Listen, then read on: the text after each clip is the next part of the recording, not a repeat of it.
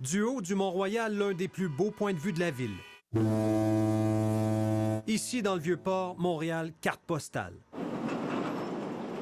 Le visage de la métropole change au quotidien. Le journaliste Hugo Jonca du bureau d'enquête surveille attentivement sur une base régulière les transactions immobilières. C'était en juin 2016, en plein boom des condos dans Griffintown. Il y a une transaction un jour qui attire mon attention, c'est celle d'Ibrahim Hissène Bourma. C'est le beau-frère du dictateur tchadien Idriss Déby.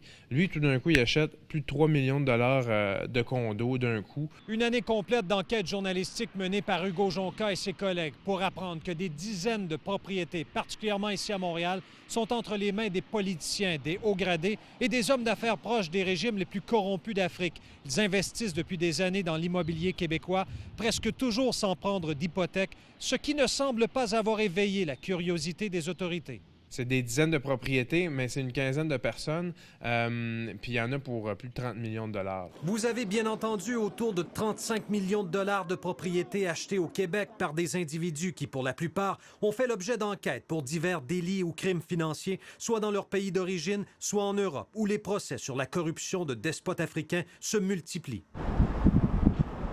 On vous amène à l'île des Sœurs. Rue O'Reilly, un condominium d'1,6 million de dollars détenu par Rachida Kaba. Son mari, Tite Kaba, est soupçonné d'avoir produit un faux titre foncier au Congo-Brazzaville au bénéfice d'un proche du dictateur Denis Sassou Nguesso. Le couple Kaba a transigé pour près de 4,5 millions de dollars en propriété depuis 2008 à Montréal et dans les Laurentides, mettant la main notamment sur cette somptueuse demeure de plus d'1 million de dollars à Piémont.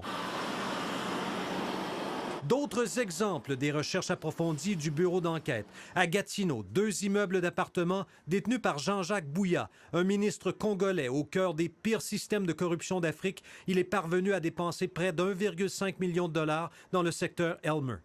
Que l'amour de Dieu. Wilfrid Nguesso, fils de dictateur. Il est propriétaire de cette maison d'1,4 million dans Ville-Mont-Royal. La France vient de l'arrêter pour blanchiment de détournement de fonds publics. La tour de Condotel Le Cristal, où Voltaire Bressetto Obami détient 2 unités, un homme d'affaires sous la loupe des autorités anticorruption françaises. Son investissement au centre-ville, près d'1 demi-million, sans hypothèque. Si en Europe, les autorités ont lancé la chasse aux biens mal acquis, au Canada, non seulement l'expression n'existe pas, mais personne ne pose encore la question à ces investisseurs. Yves Poirier, TVA Nouvelles, Montréal.